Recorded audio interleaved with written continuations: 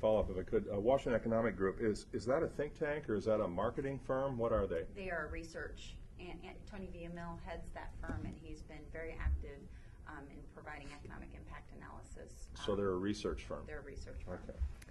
Well, my question for you, Mike, is do you think the majority of the jobs that are created down here will be filled from people outside of Collier County, outside of Southwest Florida, the state? What's the thinking here? No, I don't think that at all.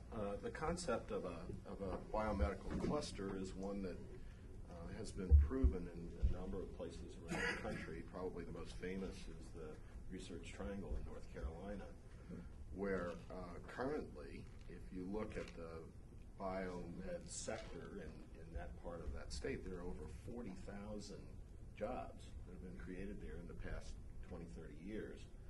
And those 40,000 jobs support hundreds of thousands of other jobs. All of these things have a multiplier effect.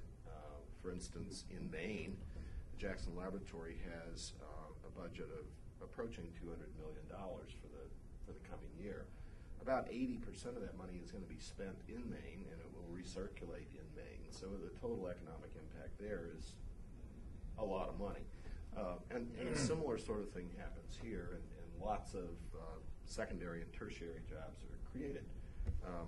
For instance, a little factoid, we've had some form of construction project continually underway at the Jackson Laboratory since 1989.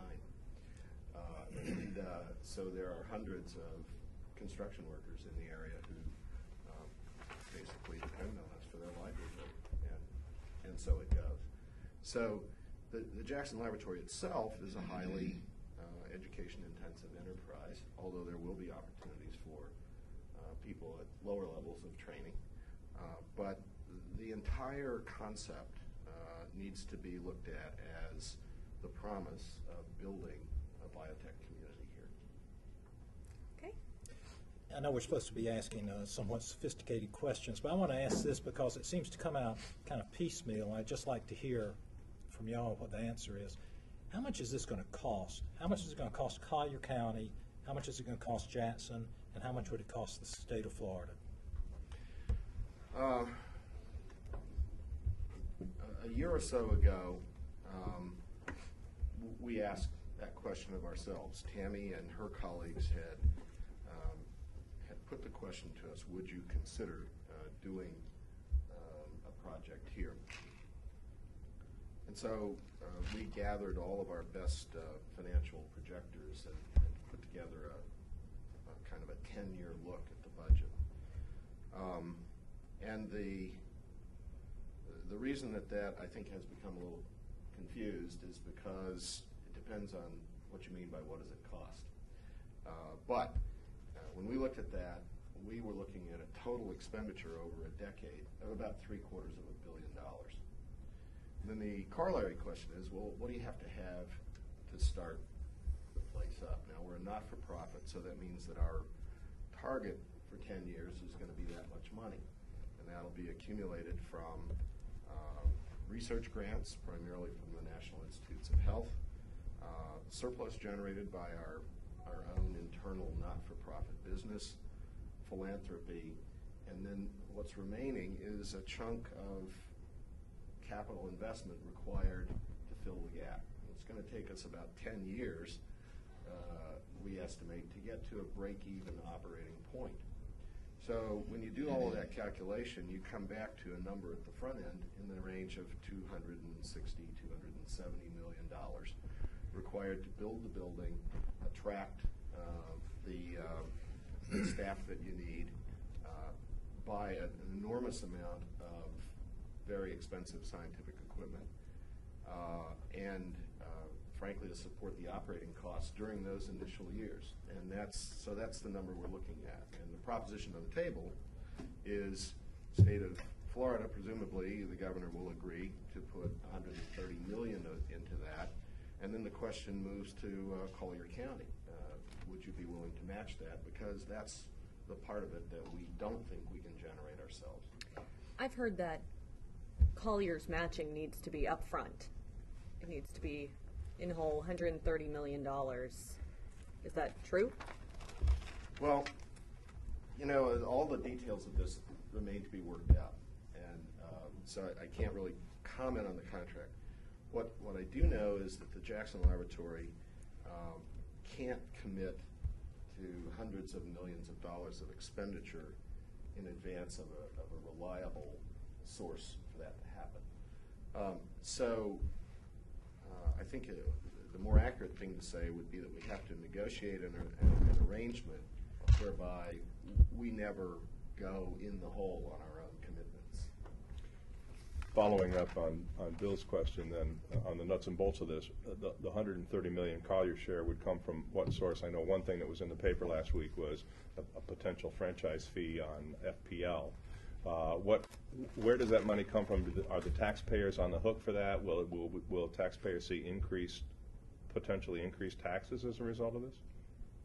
I think that at this point in time, we are waiting the governor to sign the budget. Once that occurs, and a little bit concurrently, the negotiations with the county will start to happen between the Jackson Laboratory and the county itself.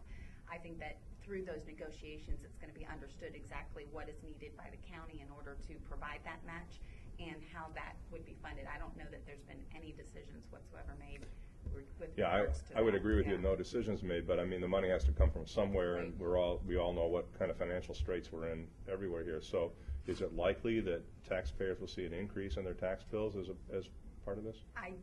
There's multiple sources that the county could opt for. I don't know that. I don't know exactly how that structure is going to be done at this point in time. May I just follow up on my own question, just to make sure I have this straight in my mind? You're talking about, it seems, around $285 million to get this started, and $260 million would come either from Collier County or would come from Collier County and the state, which leaves roughly $25 million coming from Jackson. Particularly in these economic times, don't you think people say that's a pretty sweet deal for Jackson? Well, first of all, I may have misunderstood what you said, but I believe that the split of the front-end money was proposed to be $130 million each from the state and from Collier County. Right. Okay. So $260 million coming out of public money. Right. Then what comes from Jackson? Well, when you look over the 10-year period, 3 times that amount, the total operating and capital outlay for that period of time. So we're asking from public sources for about 1/3 of what we will spend during that time at the front end of the cycle when our exposure is the greatest. And as time goes by, we take a heavier and heavier load.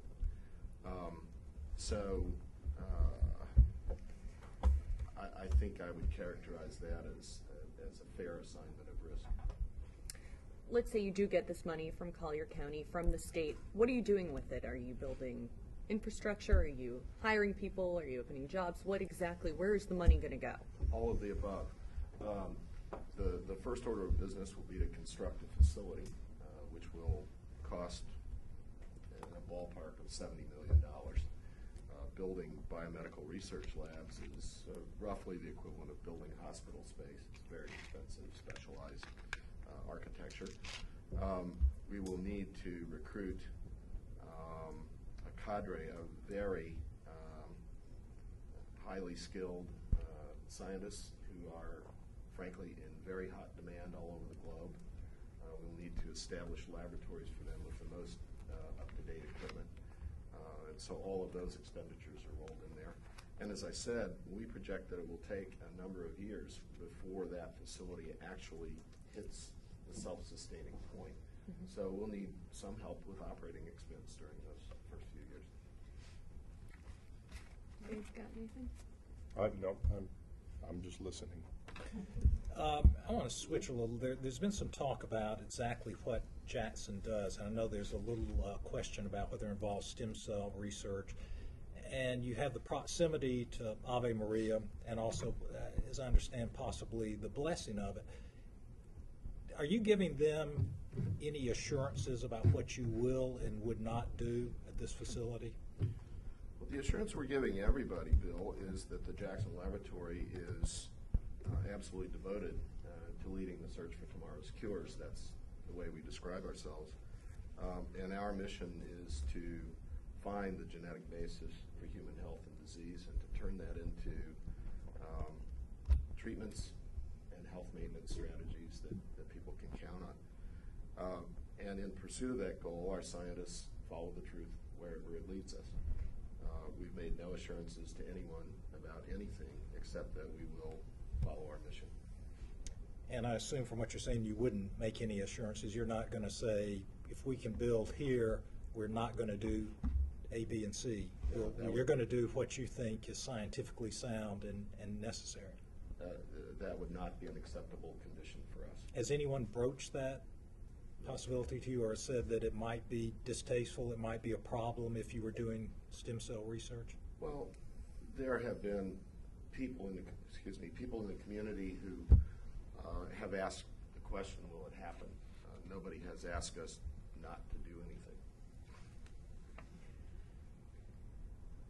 Can you tell me what physically you'll be doing here at the plant versus what you do up in Maine? Well, the work at the Jackson Laboratory is basic research. We perform the fundamental scientific work that eventually leads to medical breakthroughs. I was at a meeting yesterday on Marco Island. Donna, you were there, and I was touched by a woman in the audience. I had mentioned that among the accomplishments of the Jackson Laboratory is it was a place where the first bone marrow transplant was ever carried out. And of course, I said it was done on an experimental basis on a mouse, but it established the principles by which the technique was developed for people. And there was a woman in the audience who said, I want to thank you for that. I myself had leukemia. I had a bone marrow transplant 16 years ago, and I'm here today because of that. And she was very sincere. She's a delightful person. And so the work that we do, probably the amount of time that elapsed from Dr. Russell's experimental procedure at the Jackson Laboratory and this woman's transplant procedure 16 years ago was about 20 years. It has taken that long historically for breakthroughs in biomedical science to make their way into the medical realm. Today, that time, thanks to technology, is dropping, and we anticipate moving here to a much more immediate clinical focus. Our research will be centered on the examination of the human genome, isolating the variations that account for health and disease, and working very closely and collaboratively with medical institutions and research institutions in Florida and around the world to translate that into actual treatments for people. Back to the business side for a minute. We've heard a lot about the fact that Jackson Labs will be a magnet to draw other associated businesses, industries, research clinics, I assume other things. What are some of the specifics, if you can reveal anything now, that we might be looking for to see? In other words, what are some of the specific businesses or organizations that might be willing to locate in the park? Well, I don't know what conversations Tammy may be having. Well, Tammy. Well, Tammy, yeah. So in order for this to really be a catalyst, some of the more immediate things that I think we're going to look at are things like a teaching hospital, university presidents, education components that can cite around that in order to help the catalytic component of it. Beyond that, then it comes to the for-profit side of development and looking at other businesses that are going to provide collaborative opportunities with the laboratory. And the Jackson Lab, and maybe Mike, you want to talk about this as far as your meetings throughout the state with other institutions and research universities that, what I've seen in this institute is the collaborative nature of it. It's tied to 16,000 other research institutes around the world, and the meetings that I've been in with regards to the laboratory meeting with other institutes, even in Florida, is an immediate understanding of how they can work together. So I think not only what's going to be located in the research park itself, but those collaborative relationships that are going to take around the globe. You mentioned a teaching hospital. If I could just jump in a minute. We've got 2 hospital companies in town right now, Physicians and NCH, and there's quite a battle to get physicians here between the two. What do you think the reactions are going to be of those 2 entities if you announce you're going to bring in another hospital to Collier County? I think that there's an opportunity, there's been discussions with both of them throughout this process. So I think, again, we're looking at collaborative nature of working together. So one of them could be the teaching hospital entity out there? Probably too soon to know But exactly what happened, but I think could- that in that theory. It's in the either realm of possibility. All of them are going to be, I think, involved in this. I mean, being in the local market, that's what occurs. Well, let me comment a little bit on there are 2 topics bouncing here at Yeah. the same time. So let's separate them. One of them is collaboration with other research institutes, hospitals, medical centers, and such. And the other has to do with the for-profit side of things, biotech, pharmaceuticals. Probably one of the great strengths of the Jackson Laboratory, our director, Rick Wycheck, talks about the laboratory as an integrating center. We routinely interact with some 16,000 laboratories all over the world every single year through our outreach programs, through our sales of research and services. And so we, in the world of biomedical research, we're very well known. Now, hardly anybody in Collier County spends a lot of time at scientific research meetings, and so they wouldn't necessarily know that, but inside the biomedical research community, we're very well known and respected. And our initial discussions with, at this point, some 15, 20 different universities and research institutes around the state of Florida, we've had 100% enthusiasm from all of those groups that we would consider coming here and bringing this particular genomic medicine focus to Collier County. They see it as an institute that would complement their activities, and several of them have provided letters of support for the project, which are part of the public record that they've sent to the legislature and such. And so we've had a very warm welcome from the research community and from the medical community here in Florida. I think it would be a mistake to say that only Florida institutions would be part of the enterprise. It's certainly our goal to continue to build worldwide linkages for research and partnership. So that's one side of it. The other has to do with the for-profit side. People I think are rightfully interested in having more than not-for-profit institutions locating in the county, and the experience of other biomedical clusters, research clusters around the country and around the world has been that private industry will accumulate, will gravitate to centers of research excellence. As a not-for-profit, virtually all of what we do is in the public domain, and it's shared freely. And so people who are out to make a profit would like to hear the latest things that are happening, have the opportunity to meet with us, talk with us, and with other institutes that might locate here. As a particular, in the pharmaceutical industry, today there's a tremendous restructuring going on. And those people are eliminating their own investment, excuse me, in R&D. And increasingly they're turning to not-for-profits and to small startup companies to do that work for them. They would rather seed the development in a smaller company, acquire it if it works, or turn to a not-for-profit. So, for instance, work in our California facility, working with pharmaceutical companies, we're developing techniques for doing what we call co-clinical trials, in which we simultaneously test a new drug compound in a test group of patients and a panel of laboratory mice that have drastically different genetic backgrounds. We can then track the effectiveness of the compound in these various groups of mice and advise the pharmaceutical company about genetic screening techniques to narrow the range of patients on whom the drug is used, so that by the end of the second or third phase, the effectiveness rate is much higher. They screen the population for those people with the genetic proclivity to respond to that drug.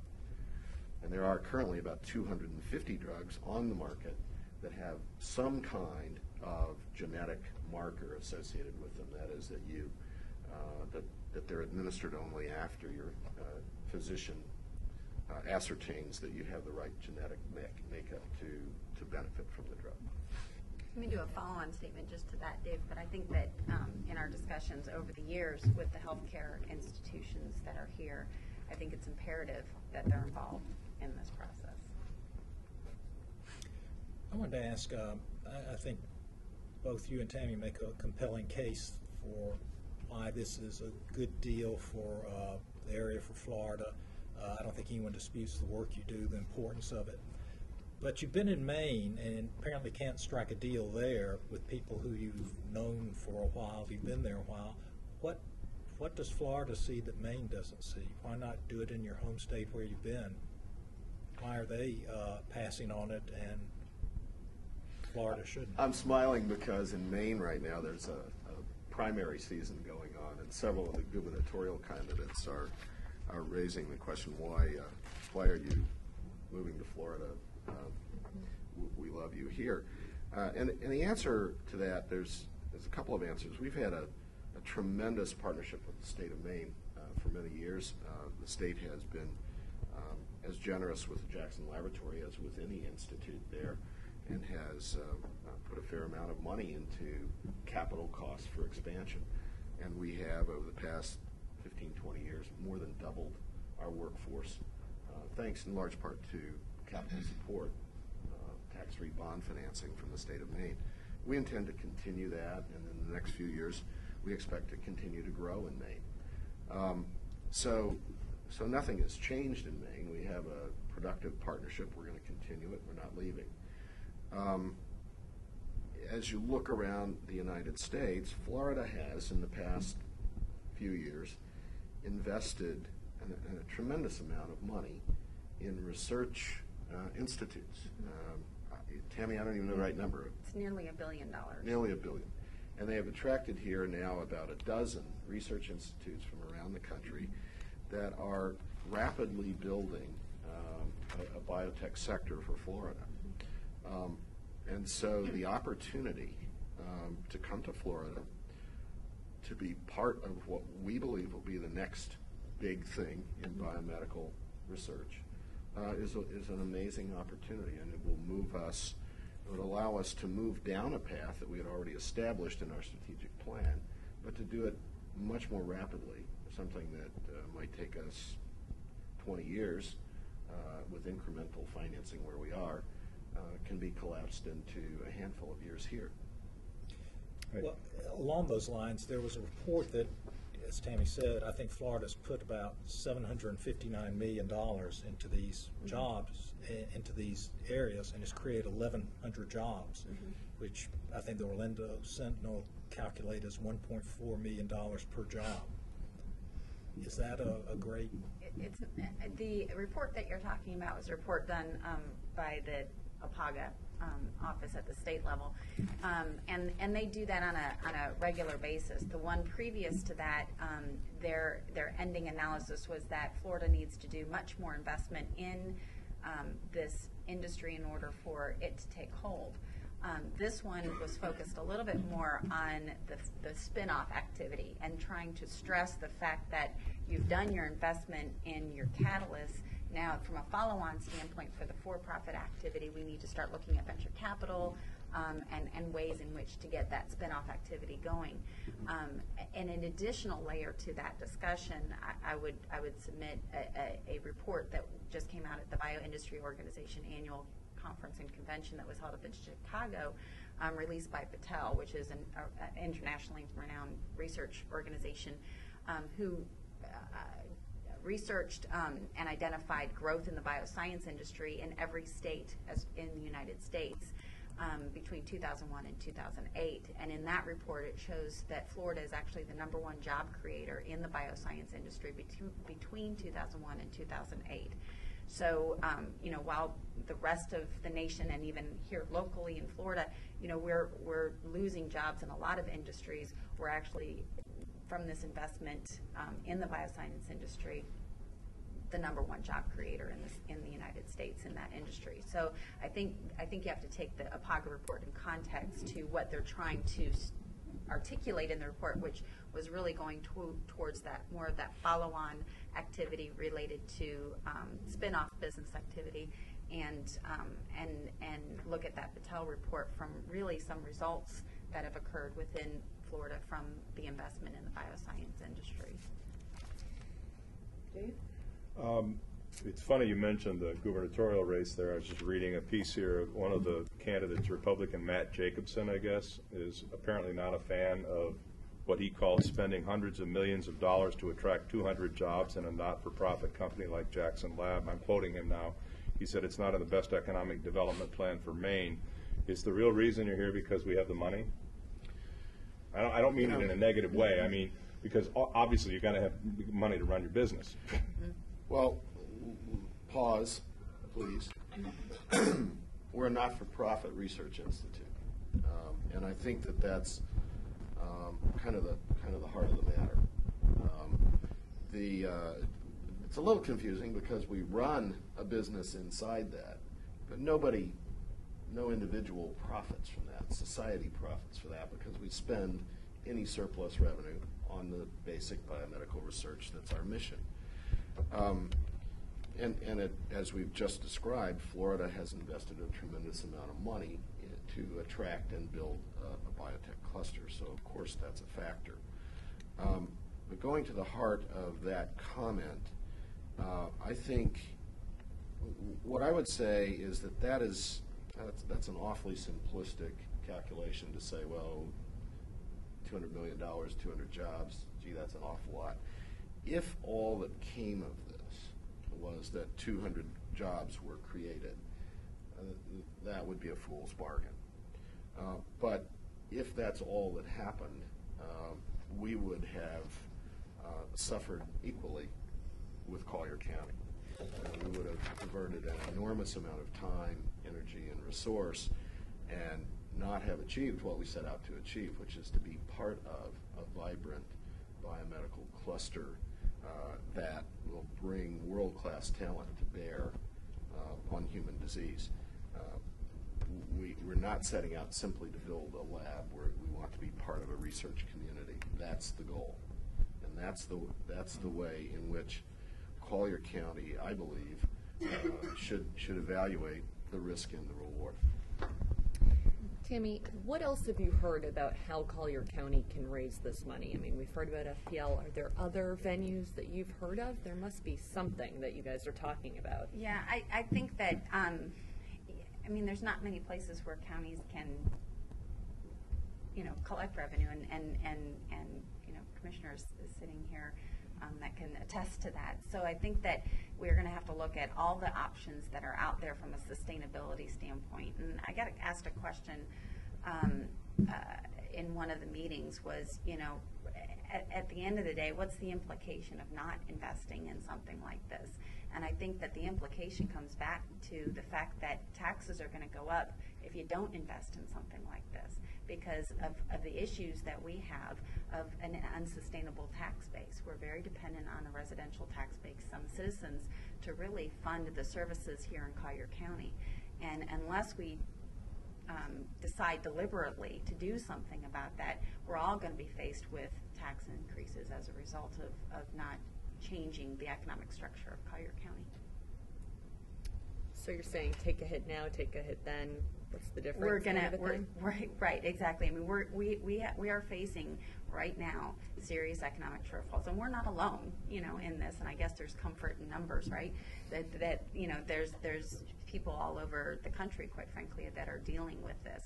I think the benefit for Collier County is that if there is a place that can actually take a lead in demonstrating how to come out of this downturn in the economy, Collier County by far has the intellectual capital to make that happen. And I think that you're finding in the talks with the county officials, with the county commissioners, and with the community, that we want to be very deliberate in what we choose to invest in order to help create that sustainability. And that's why this opportunity,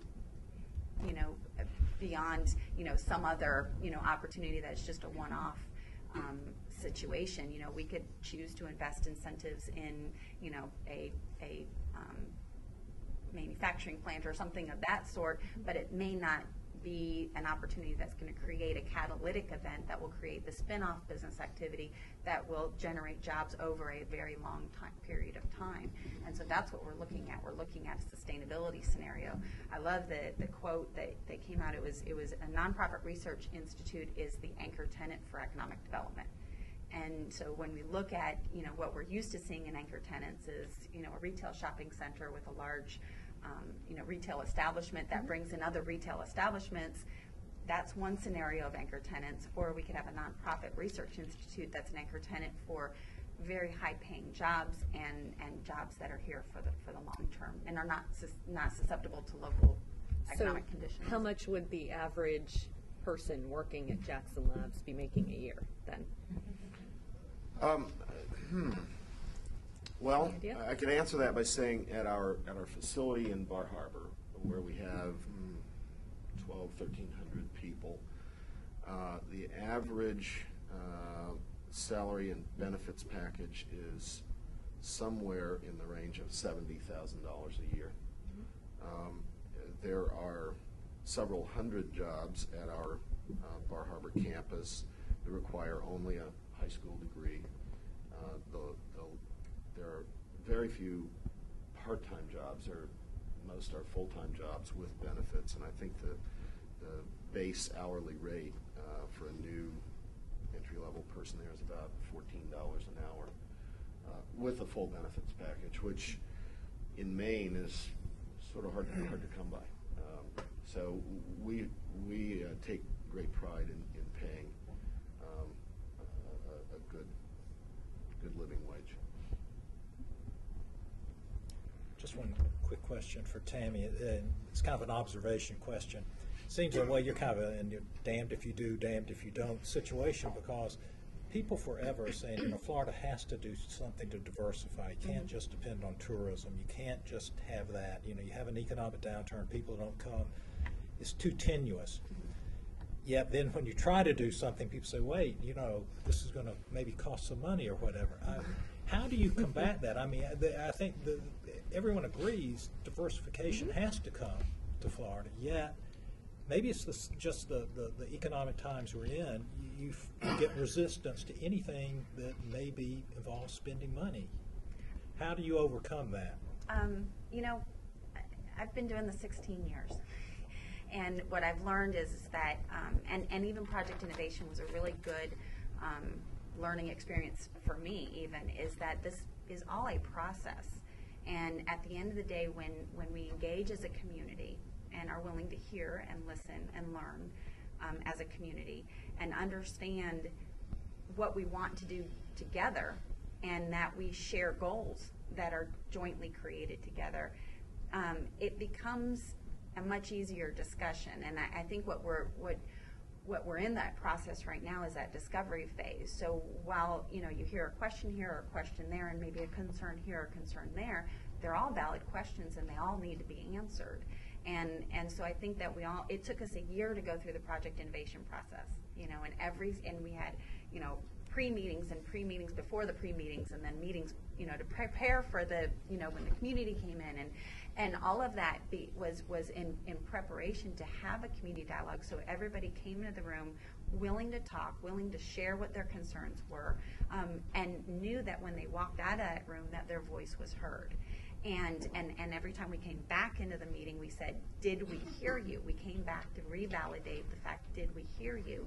And that's what we need to do in this process is listen, learn from each other, and make sure that we hear everybody during this process so that we can come up with a plan, and that's what we're doing right now, come up with a plan that everybody can share and participate in and benefit from. Just quickly, has the initial reception or reaction been about what you anticipated, or has it been, have you been surprised by anything, or do you think it's been, how do you The interesting thing, characterize it? I've been surprised on the positive side. I go to, programs, or we have discussions with individuals, and, any meeting that I've been in, I've gotten the tough questions, but have never, knock on wood, never walked out of the meeting without somebody realizing, what opportunity we have in front of us and saying, you know what, this is, we need to do it right, we need to do it, make the wise decisions, but the Jackson Laboratory, the right people to partner with, the right institute to partner with, the strategy of building a research park around this nonprofit research institute, and the opportunity that we have from the capacity that we already have in this community from a healthcare standpoint. I mean, healthcare industry is enormous in Collier County, building off of that, as well as the retired intellectual capital that we have, as well as the philanthropic support that we have here. All of those pieces seem to fall into place. I think it's just getting through this next step of understanding what the plan really looks like and how the implementation of that plan can come about. You bring up an interesting thing about the hospitals and so forth. Will the research that you're doing here, I mean, if you do move to this area, would the research be involving anything toward the solutions for cancer and Alzheimer's? Yes, I think so. There are a number of diseases.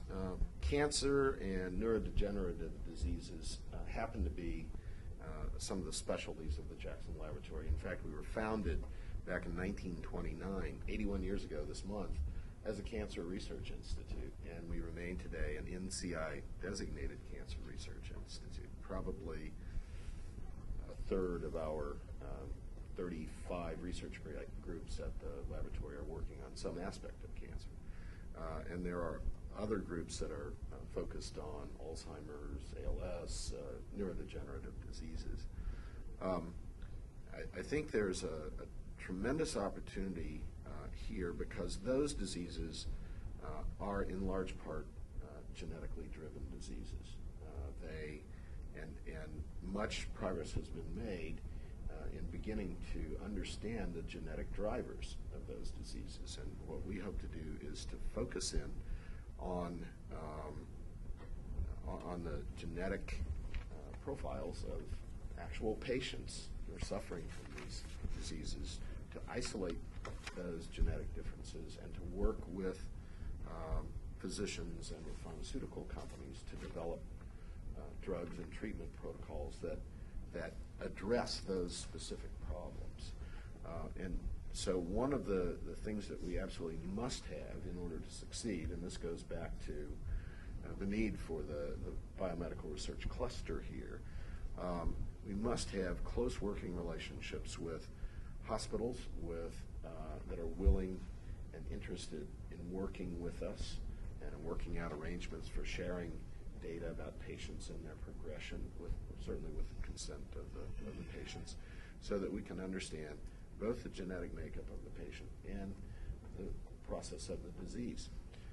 And we have been tremendously encouraged by the reception we've had here from all of the public and private medical providers in this part of the state who are very eager to partner with us in research activities.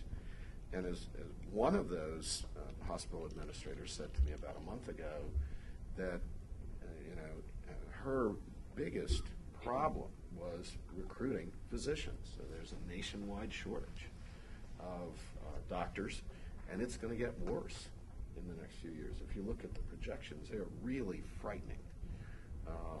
The day may be coming when you can't see a doctor in less than a life-threatening situation, simply because that time will become so valuable.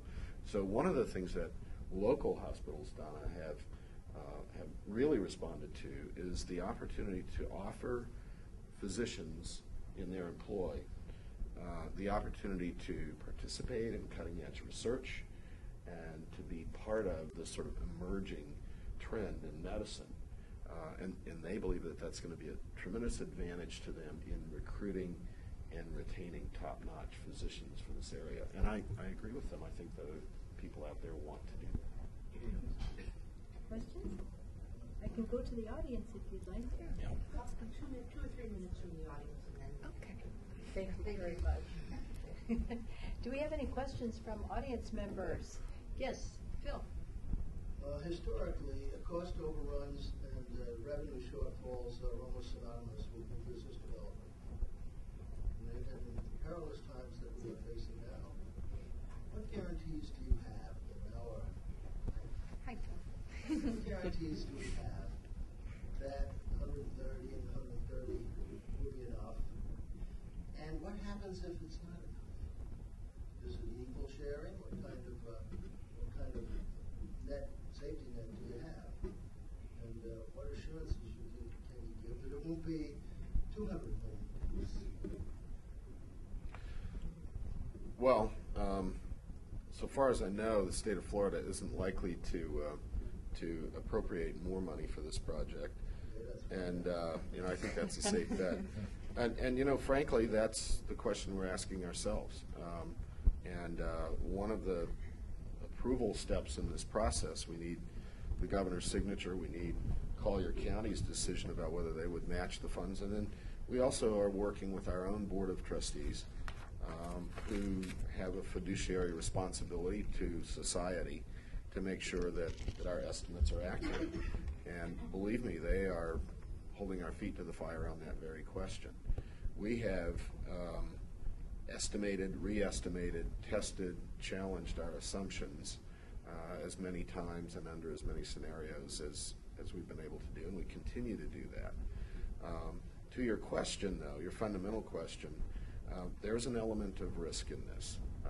We can't be certain. You can't be certain. You come to a point in a process, though, when you've done the discussion in the community and you've done your internal soul searching, and like kids at the dock, you sort of grab hands and jump in the water together. There's going to be some risk in it. We're doing everything in our power to make our assumptions conservative, perhaps even reactionarily conservative, and I would presume that Donna and the commissioners would be making the same sort of calculation at the county level. Part of it that's going on too is a lot of due diligence related to the other institutes that have been built in the state of Florida and their process of going through building that institute. Were they on budget? Were they over budget? Those types of discussions are also, so we have a best practice to really learn from and know where the pitfalls might be. So that comes into play as well as part of the process. Don't you wish the economy were in better shape today? It's shape where it was when those things were happening. Yeah. Well, I guess construction's a little bit cheaper today. Right. I would also say, without belaboring the point, that we've been in the biomedical research business for 81 years. And so we have 81 years of history of running the lab in a very business-like way. We haven't yet gone under, and we certainly don't intend to when we come here. Yes. Wouldn't there be an immediate economic stimulus to the community? Should we invest in this project? Wouldn't the immediate effect be construction jobs, supplier giving materials, et cetera? So wouldn't we immediately receive some benefits immediately to the community?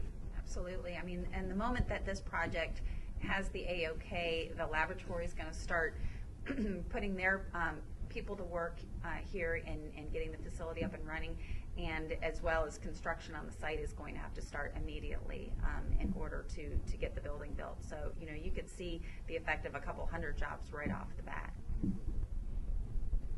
Okay. Well, I want to thank everybody, panelists, for doing such an outstanding job. And Mike, Tammy, thank you for being here today. For all of our newspaper support people in the audience, and for all the press club and the East Neighborhood Civic Association, thank you for being with us today.